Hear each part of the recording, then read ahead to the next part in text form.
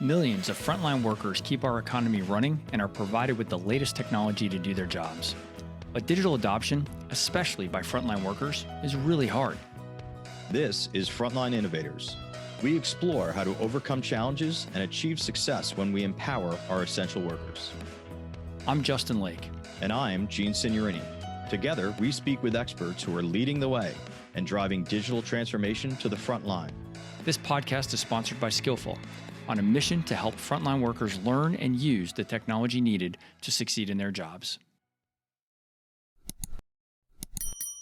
Welcome to the Frontline Innovators podcast. I'm your host, Justin Lake, and we've got another great episode lined up for today.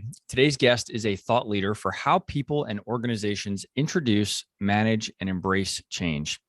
He's well-versed in 17 change management models, which I'm really interested to explore a little bit more in today's show. He's currently the Global IS Change Management Leader at the Lubrizol Corporation. Please welcome Alvin Haygan. Hello, Alvin. Hello, how are you doing today? Really well. Really appreciate you carving out some time today and looking forward to learning from your experience and wisdom. Thank you. And before we start, I just wanted to say that everything that I say is going to be on behalf of myself and not of the Lubrizol Corporation or Berkshire Hathaway. But Understood. That's great and fantastic. And really, it's you that we want to learn from. You're the one with the wisdom, and you're the one that we're excited to talk to you today. So let me start and ask you the question, and the same way we always do when we start off the show is, what do you see as the biggest challenge facing the deskless and frontline workforce today? That's a very interesting question, Justin. When I think about the frontline workforce, and also especially when you talk about deskless workforce too, I think is actually understanding what they are going through. I think that's the biggest challenge, because I think from people from the top level, they are so far up thinking about the corporate strategies that they're not thinking about what's going on in the operational area as much as they could be. And that's because of a myriad of reasons, right? It could be because of the fact that they're focusing on, the ROI of the company, the strategy for 5 to 6 years. But at the same time, you have to think about change management in that piece. And the reason why you have to think about change is you don't want change to happen to you. You want it to happen with you, right? So how can you allow that to happen? You need to be able to bring and let people know that they're a part of the change as well at the beginning of the stage rather than at the end. I think that is fantastic. And I love that you started off with don't want change to happen to you, but with you. And I think that's so important that we look at these transformational initiatives, not as something that we're doing to people, but that we are doing these things alongside one another as colleagues in the organization. And I think that's a really important way to look at it. So let's give the audience a little bit of an understanding about you and your background and how you came into the role that you're in today. I really remember when on our prep call, digging back into some of your history and really being fascinated about some of the roles that you've had. So why don't you take us back and tell us a little bit about that journey and some of the important milestones along the way? Yeah, first of all, thank you for that. I think when you think about my journey so far, actually, when I think about change, it goes back to high school, believe it or not. For me, when I was in high school, I played basketball. I'm an avid basketball person. But I also, when I was playing basketball, many people didn't know this, but I also worked at Wendy's at the same time. And so I did this kind of on the weekends whenever I had time availability. So imagine, I'm shooting a basketball, but at the same time, I'm actually flipping burgers, right? But one of the things that's really important was the fact that I noticed something very quickly is that there were all kinds of things that were happening from a leadership perspective. And this is back in the day, right? So I'm sure now they're doing things in a better fashion. But at the time, we would get noticed like a day, not even a day's notice of something that was changing, right? And as the cook, which is what I was the cook who made all like the chili, the burgers and stuff. It would be that minute if someone would say, hey, we got a change going on. We need to change out this stuff because we have a new thing coming in. And to my knowledge and to my thoughts, I was like, how could we do this differently? How could we do it more innovatively, right? To a point where it's not just at that last moment that I have to find out about that change, right? And so in my head, it was already starting to think about that. But I started witnessing that also when I was in college, because I did a co-op with a company, and it was more so manufacturing. And so in manufacturing, I saw changes that would go on, especially on the line, right? So you're actually working the line and doing those things. And that was with Dana with that, I realized there was more opportunity to impact the front line, to make sure that they had awareness of the changes that are going on. And that speaks to one of the change management models that I know, which is the ADKAR, right? So ProSci ADKAR, which is awareness, desire, ability, and reinforcement, right? How do you allow people to be aware of the change that's going to occur so that they do not become unsafe, right? And that's very important. So especially when you're dealing with a factory, because you can have your hand cut off, you can have fingers cut off, those things could happen. Literally. And so, yeah, exactly. And so you want to make sure you're able to do that in a meaningful way. And most importantly, you want to be able to sustain it over time so that anytime it comes up again, you already know the protocol going forward. Now, I want to get deeper into your current past too, but before we do that, I want to stop as we're going along this journey, because you've said something that I think is kind of interesting.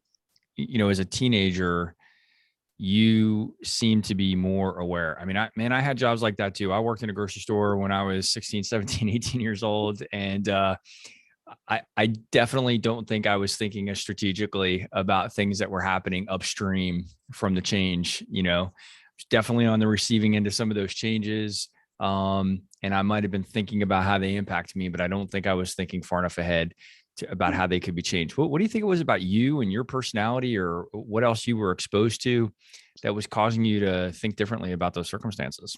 Really good question. I think for me, I have to give that merit to my mother and my father.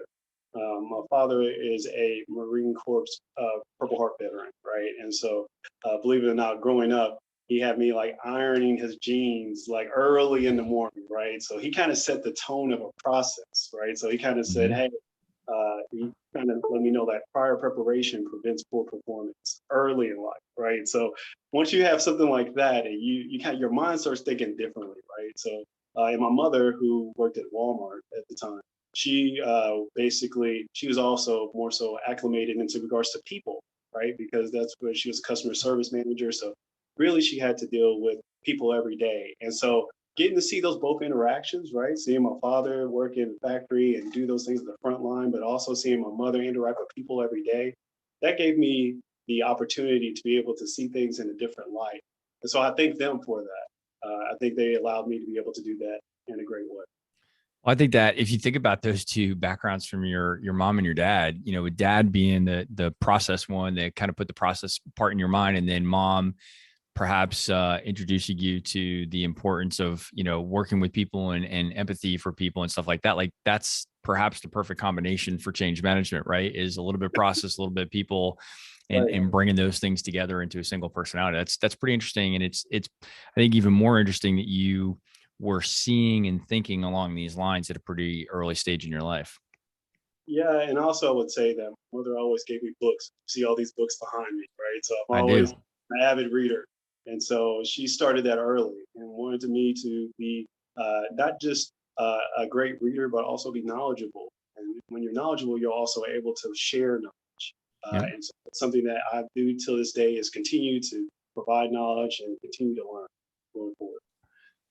Okay, well, so I interrupted you kind of telling your journey. So we still have a gap between your younger years and kind of where you ended up now. So fill that in for us. Yeah, so sure. So I think we stopped off where I was actually, at Dana Corporation in college and doing those things. And then also while I was in college, I did some other jobs, like some work study jobs and stuff while I was in college. And I was able to deal with a lot of people still, right? So I was doing like information desk and doing things such as like billiards. Now, these might seem like small jobs, even cutting hair, right? So you think these are like small jobs, but at the same time, you're getting to know people more and more, right? And you get to understand how there's different types of people, right? And so for me, it was more of communications. And I still, at the time, I didn't know what change management was, but I knew people. I knew how to be able to look at behaviors, right? Like I could sense that, like when someone comes to the information desk and they say, oh, and they have this look of like they have a question, right? I'm able to look at that and say, how can I help you, right? And then just try, and then they come out to me. I was like, hey, sure. And we have a little bit of banter, and then next thing you know, we're going on, and then I'm telling them where they should go to. So I think those things help me. And then when I graduated, which from the illustrious Western Kentucky University, I went to Dell Computers, and I went into sales because sales was something that I was really interested in. I actually have a major and a minor in sales. Is actually a sales marketing kind of program. And so it was really, talking to people, using that capability, right? And I was actually doing very well there. But I realized after a couple of years that, I wanted to do something different. It was something that was really near and dear to me. One of the biggest things is that I'm a first generational student. And so as a first generational student, I wanted to go back to school and get my MBA. And I did that because of the fact that I have two brothers as well. And so I wanted to show them that, hey, they could do that too, right? And so as the older brother, I decided to go out on that leap of faith and decided to go to Troy University, which is in Alabama. And then I was there and I was actually able to learn a lot of great things. And actually, most importantly, got to learn about myself, which was truly a gift, right? To be able to, understand about the business, the way the world works, and then to actually get into, really where I want to be. And so I made that focus, and then I made that leap of faith to go to USAA after that, which, of course, that's where I was able to kind of migrate in different things. And most importantly, I got into the world of change management. And guess what? What was really important about that is that I remember it till this day. A lady that I know she presented on the topic of change management, and it clicked to me like a light bulb switch. It was just like, that's what I'm supposed to do. Like I knew it. When I heard her after she talked about the VUCA world, I was hooked. And I knew then that was my call. I knew that. And so I actually thanked her later on for that because I always believe in gratitude. But it was something that really kind of engaged me to be able to say, hey, how do we help people succeed? Because I believe my job is to create conditions for people to succeed by providing them a social license to operate. And so that's what I decided that I wanted to do for my career. So let's talk about that. What do you mean by a social license to operate? Talk us through that. So when you think about change management, one of the things is that as we talked about earlier, you want to have change happen with you and not to you. So when you go into different areas and you're doing like a stakeholder analysis or those things, you want to be able to say, hey, you know what, we want to be able to do this change, but we need to have you along the journey with us, right? And I think many times what happens is, leaders may say, oh, we're just going to do this, and then it just happens, and then they have no awareness, so it has to be delayed, right? But when you get the social license to operate, it's an agreement there that says, hey, you decided and I decided that we're both going to be able to do this together. And I think that creates a better relationship. And also it creates better organizational performance. And there's a trust there, right? And then it also goes up to the organizational strategies going forward. And so for me, I think it's a really great opportunity to kind of collaborate together and also be able to say, this is not just about you or about me, it's about we. Yeah. Well, when we started off and I asked you the big question about the big challenge facing the deskless workforce today, you said understanding what they're going through and not having maybe enough firsthand knowledge of what's going on out on the front lines. And so when you think about it, the way that you're describing it now, how do we bridge that gap? Like what would the frontline workers be saying is the biggest challenge? Do they see it the same way? Are they frustrated that other people in the organization don't get them, don't understand their job? I think so. I would, to be honest, I think so. I think the way you bridge that gap is actually try to live a day in a life in their shoes. Right. One thing that I did actually when I first joined Lubrizol is actually do a walk, which is I actually had the overalls on, went into the plant, and had a great experience talking to them one-on-one, shaking hands. Of course, had my mask on because of COVID and all those things.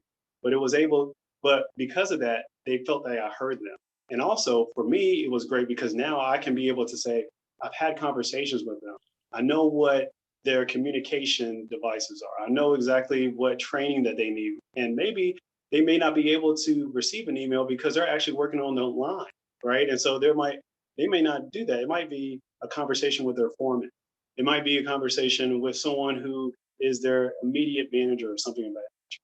And so that is providing that social license to operate, is actually gaining that trust by actually talking to them and understanding what their needs are and how we can best fit them. And I think that is really the servant leadership model. that we have.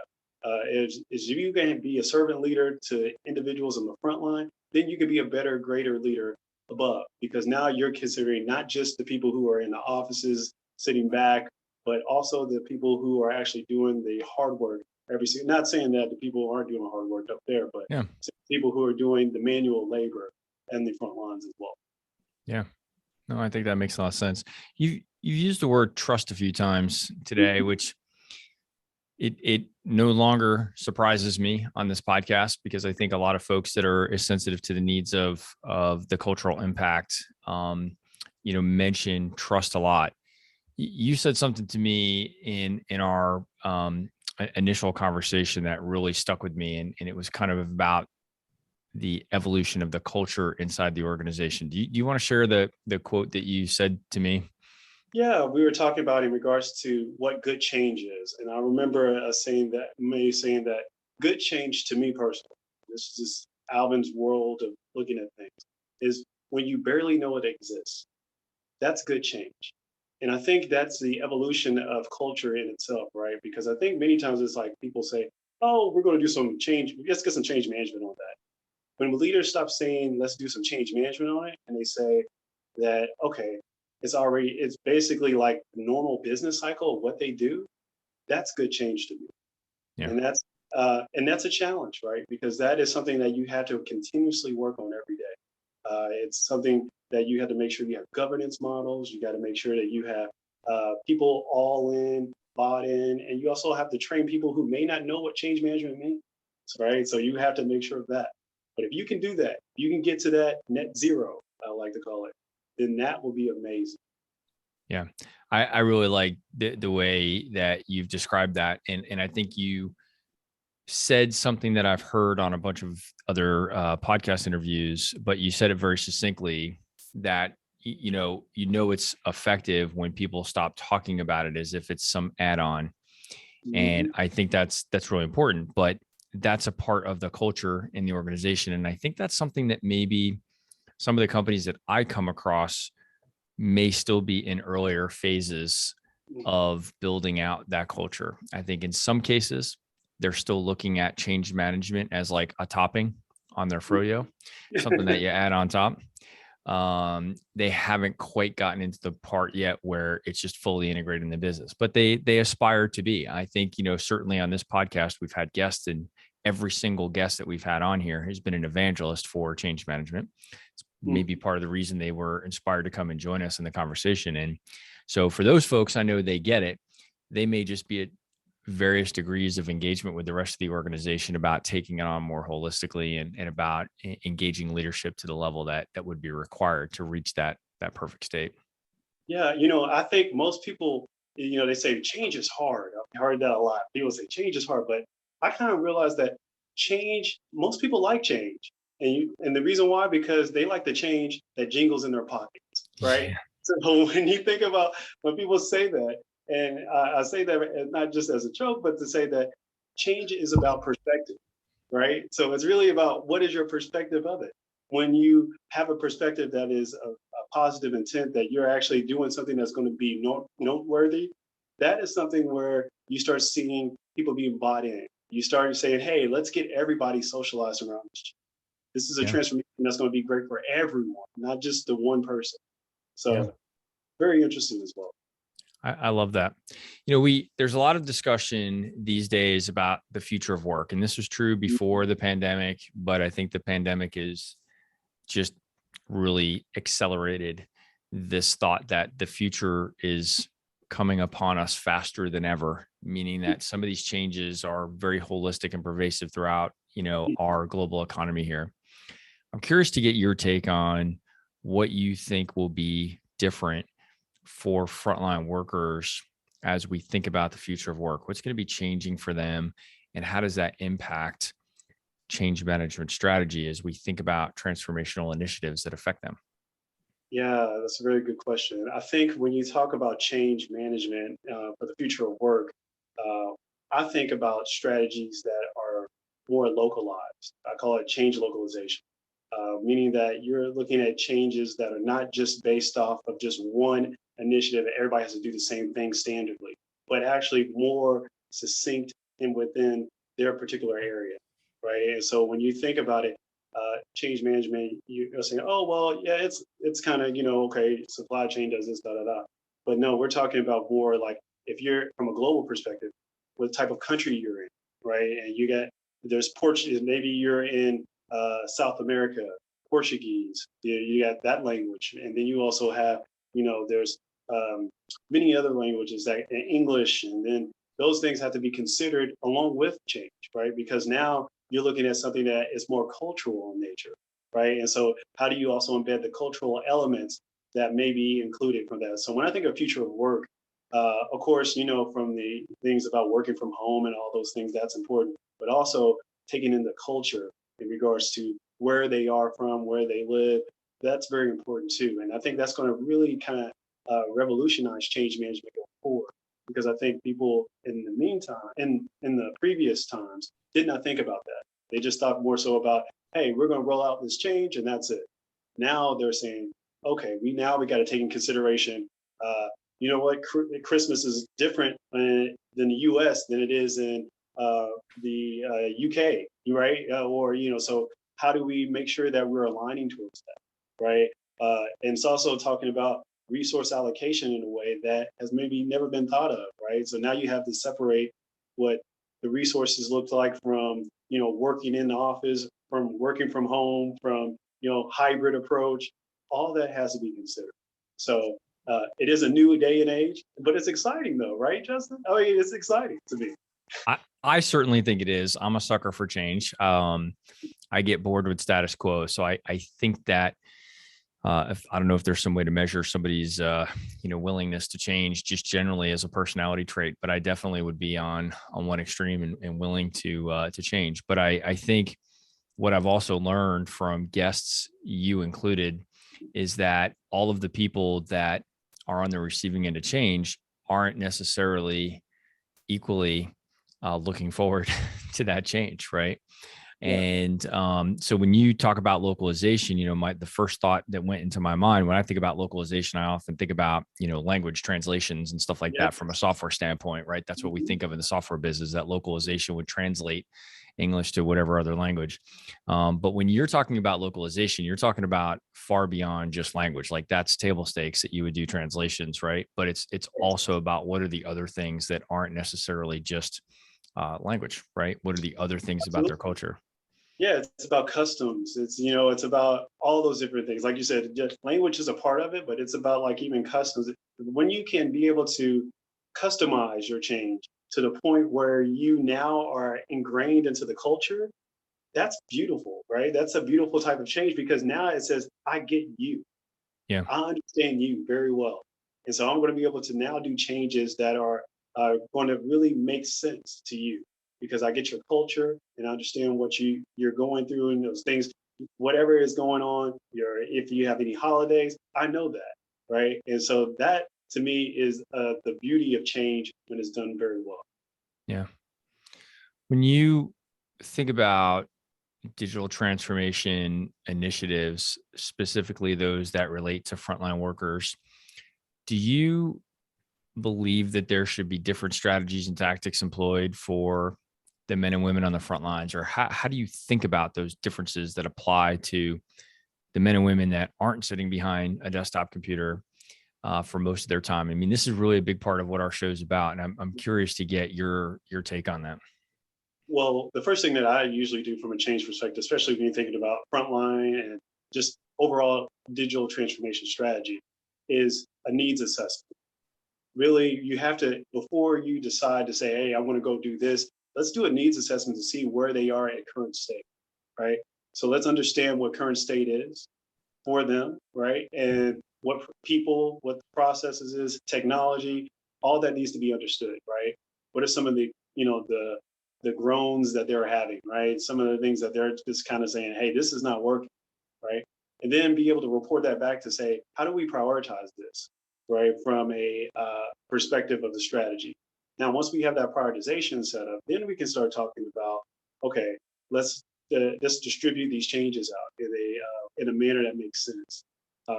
But I usually go with taking that needs assessment, doing that like a gap analysis to see where those gaps are, and getting that information.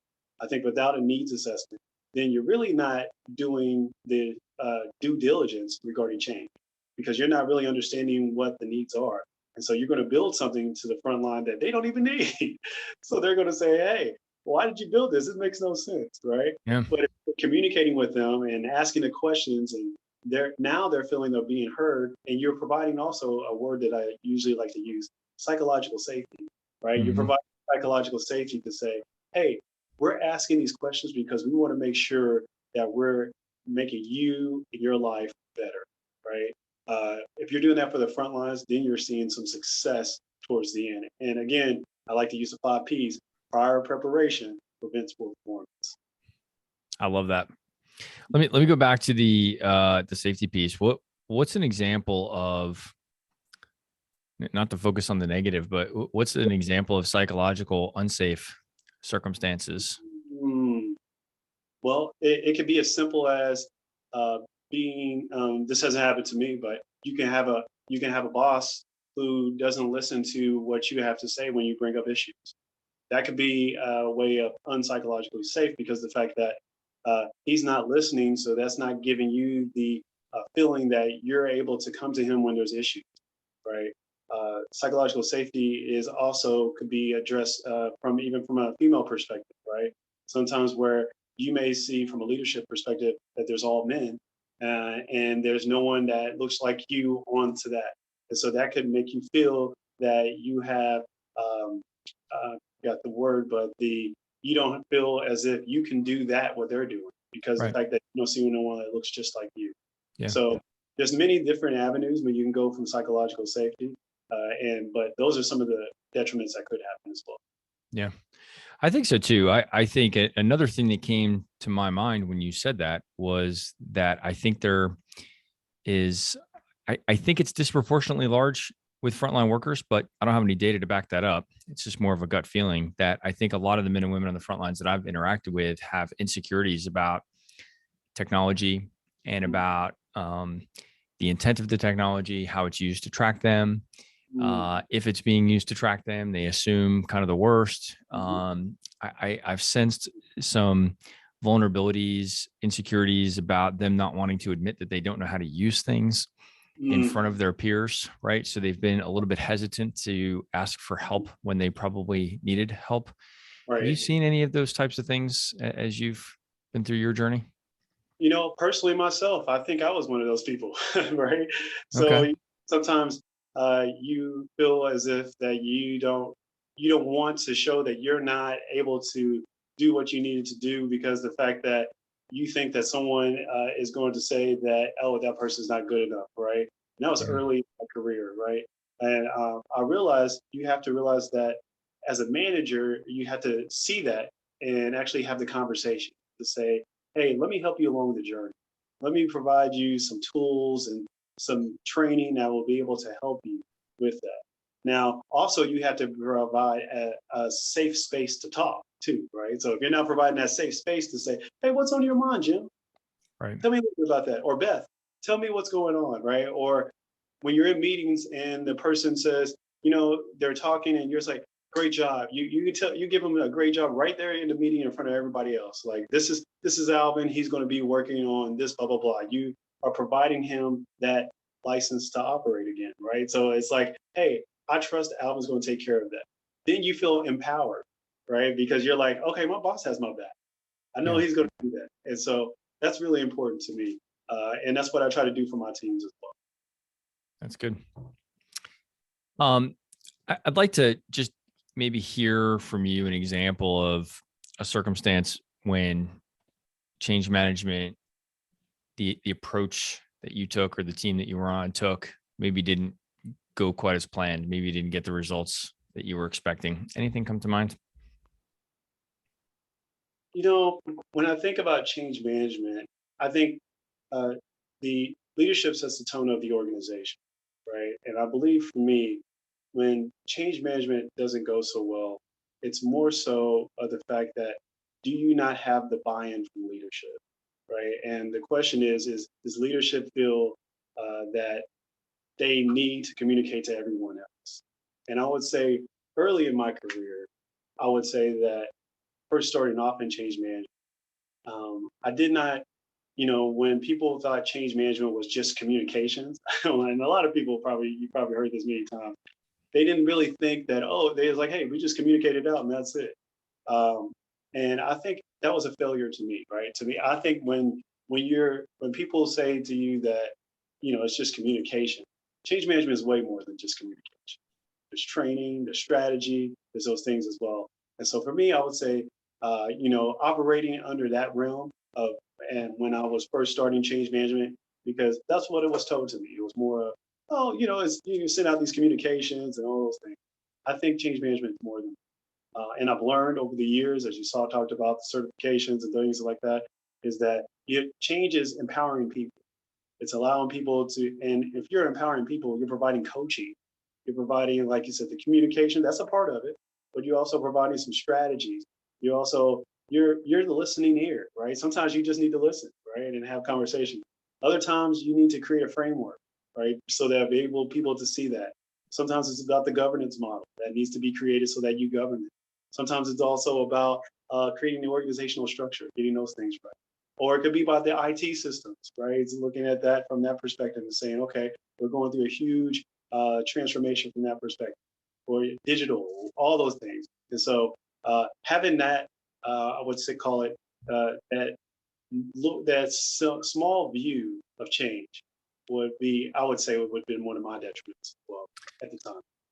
Yeah, I think that's actually a good point. And something funny about what you said to me is that I'm the opposite maybe of the example that you talked about, right? In my day job, I lead a business that has a training platform. And so I've tended to look at this problem, the challenge of digital transformation with a bias toward training as the view. And I think what I've learned from being the host of this podcast from the amazing guests that we've had is that there are so many other things before and after. I mean, in the AdCar model specifically, right? There are so many things before and after the training piece that are important. And it's actually been really informative for me to have these conversations with folks like you, because it's made me realize that from a technology standpoint, our platform has an opportunity to play a role beyond just training. Right. It's also made me kind of rethink of some of the projects that I've been a part of where I think there hasn't been enough emphasis on change management, and it's been lacking in the communication aspects, right? And on the follow-up, all of the stuff that should be happening correctly after training. So I think I've been so excited to have learned from folks like you just about, you can't look at any one of the components of AdCar or any of the other kind of frameworks here just in any individual silo. You have to look at it in totality across, more holistically across the entire framework and say, we've got to cover all of these bases. Otherwise, we're sabotaging our success. Exactly right. Absolutely. Yeah. So I am curious, since we talked about training and since I've acknowledged that I have a bias in that space, I'm curious to get your take on what you think the role of training is in change management, kind of how that fits. And if you've learned any best practices around delivering training, particularly to the men and women on the front lines. Yeah, I think training is super important in regards to change management. It's kind of like the yin and the yang, right? You have, if you're going to do any type of change, people need to be informed of that change, but they also need to be able to be trained on that change. Now, one of the things that I would say that really speaks out to me as a big thought in regard around training is measurement of success, right? So how do you measure the success of the training that has happened? Many times what I've seen in the past is people do a training and then they say, okay, we got them trained, right? But in the new model of change, as you go forward, you want to see the aptitude of those individuals. You want to say, okay, now we have, 80% of the people trained, they all answered, 8 out of 10 questions correct. The 80% are knowledgeable of their information. Now that type of data is great data because that data lets you know, okay, people are literate in regards to the change that's going on, right? Because they have that information. So for me, that is something that I think is really important, is to be able to measure the success of that training. Not only that, I think it also allows people to start saying, okay, now that I know they're informed, I can actually be able to report this back to leadership and say, okay, like here's where we are in the workforce going forward. Yeah, I think that's fantastic. I think having a way to measure training is something that we spend a lot of time on in my day job. And also we spend a lot of time talking about that on the podcast here, because we can't just deliver training in any modality, in any multimedia format, whatever you may be using, and expect just that everybody's going to have absorbed that at 100%. And that really goes to, terminology I've heard a lot from change management pros about really assessing the readiness of that adoption in the field. And so I think that it just makes perfect sense. And it's some of the stuff that just, and we've talked about this a bunch too. It sounds obvious, and it's not a complicated thing to think about. It's just that it's not necessarily easy to plan and deliver, right? Yeah. So it's simple, but not easy. I also like to say too, as well, is that, instead of the old school long trainings where everybody had to be a part of that, now it's like micro learnings is very important, right? Having these micro learning bites where you might do something for maybe, 10 minutes, 12 minutes. It could be, and it's multi-dimensional, right? So it could be, it doesn't have to just be in person all the time, right? It can actually be on your phone. It could be on, as a mobile technologist, you would know that, right? Yep. So you got to think about that. Or it could be something where it's on, kind of like a CEL, or using terminologies, those things like that. But you can look at those things differently and have different types of training, which also creates engagement, right? Because now you're looking at all different avenues of that going forward. Yeah, for sure. Well, I think, some other feedback that we had from, anytime we can, we reach out to end users, the frontline workers themselves, so that we can really learn from them. It's amazing the insights that you get when you actually just ask the people that are affected, for some honest feedback. And one of the things that I thought was really interesting is some feedback we got this week was these individuals felt like they were being asked to train on too many things that weren't immediately relevant to them. And it was interesting. So we went back and we kind of reviewed the curriculum, and we were thinking back to the requirements that had been requested of us by the customer. And, the leadership had this opinion that everybody needs to know everything. And the feedback that we got from the users is that was overwhelming. They felt like it was a waste of their time. And they actually became frustrated by that. Yep. And so it really started to beg the question, did we actually hurt the effectiveness of that program in that moment by trying to ask them to bite off and chew too much at one time? And perhaps align the relevance to them at the moment. Another colleague of ours gave me the expression that I love: minimum viable proficiency, right? They don't have to become an expert in everything right out of the gate, but we can reach a minimum viable proficiency so that we can send them out in the field and they can go get their job done, and then make available to them the other information that they need, that they can learn in the flow of work when it's appropriate, right? And so that was really impactful to me. I thought it was interesting that the users had such strong opinions about that, and that they felt that their time was being wasted, and we're certainly not going to make many new friends in the field, if we're giving them work that they just feel is wasteful and not relevant to their job. And that's really interesting, Justin, because when I think about that, it also, I like to use the word of the Fisher-Price model of training, right? It should be simple, right? But the only way it can be simple is if you ask the question, right? Yep. Because if you don't ask the questions to the front line, then you don't really understand them. You don't understand what they do.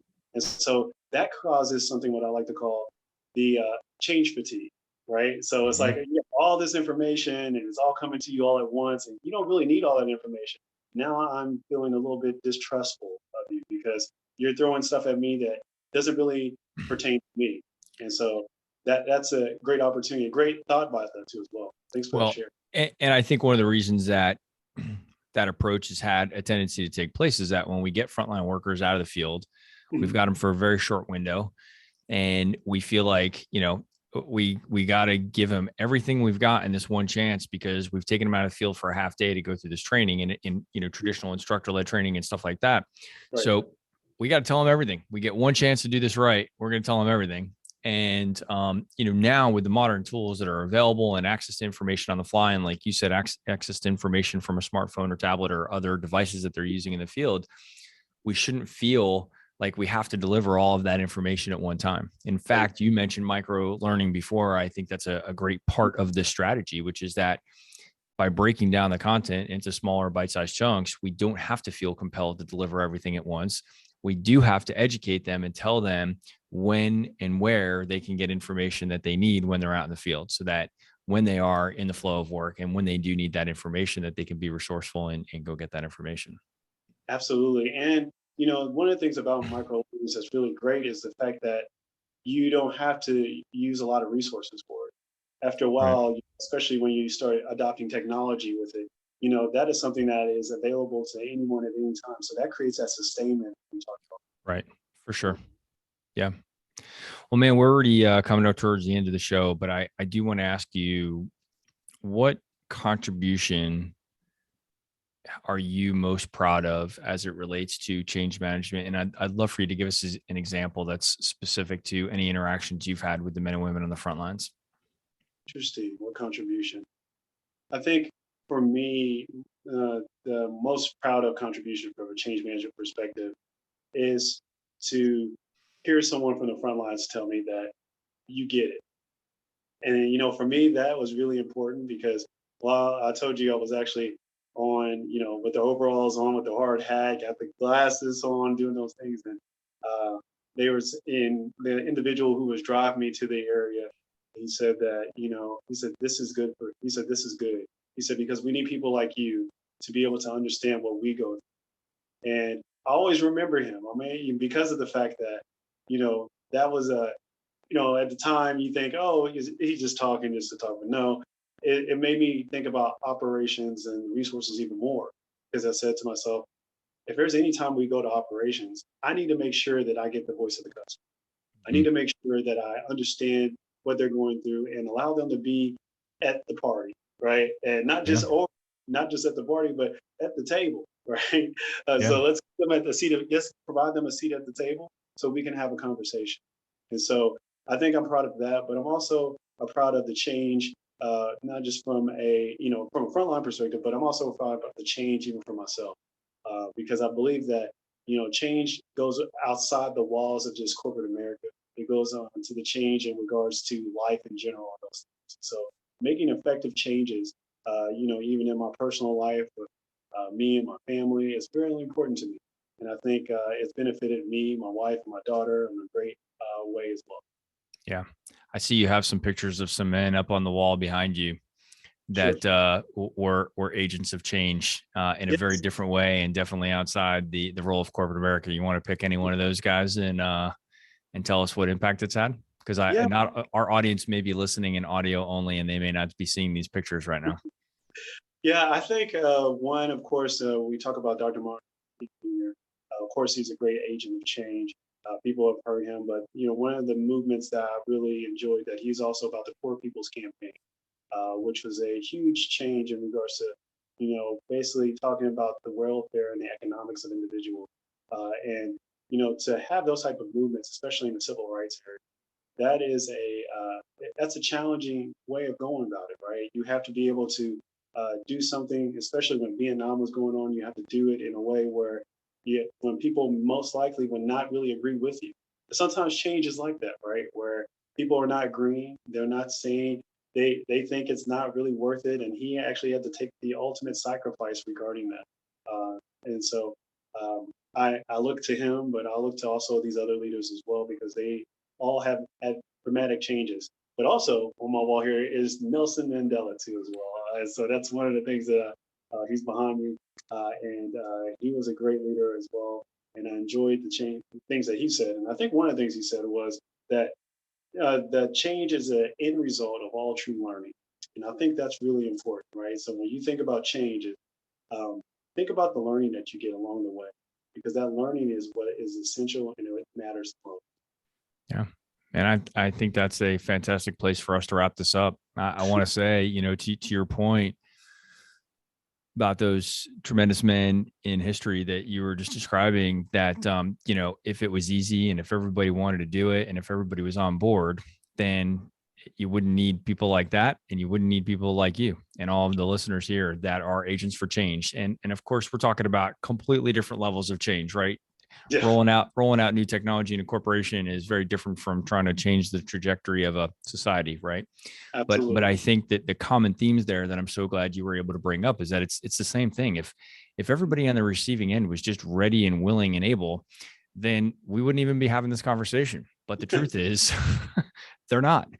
For one Right. reason or another, humans don't necessarily just adapt to change particularly well, for a whole bunch of different reasons. And so it does take some real strategy and some really smart tactics and leadership, to your point, to make that be effective. So I really appreciate you sharing those stories with us today. And thank you for taking the time. Always, Justin. I really appreciate it, and hope you have a great rest of your day. You as well. So to our audience, we are going to wrap up the show right there, but I've really enjoyed this conversation. I'm sure you have as well. If you have, please share and rate the podcast.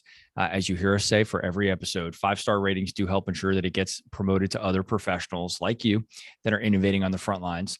Reminder that this podcast is sponsored by Skillful, the mobile digital adoption platform for deskless and frontline workers. Please visit the website at skyllful.com.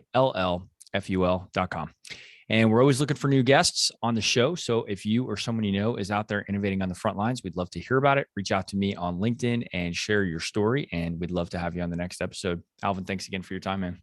All right. Thank you. Have a great day. You too.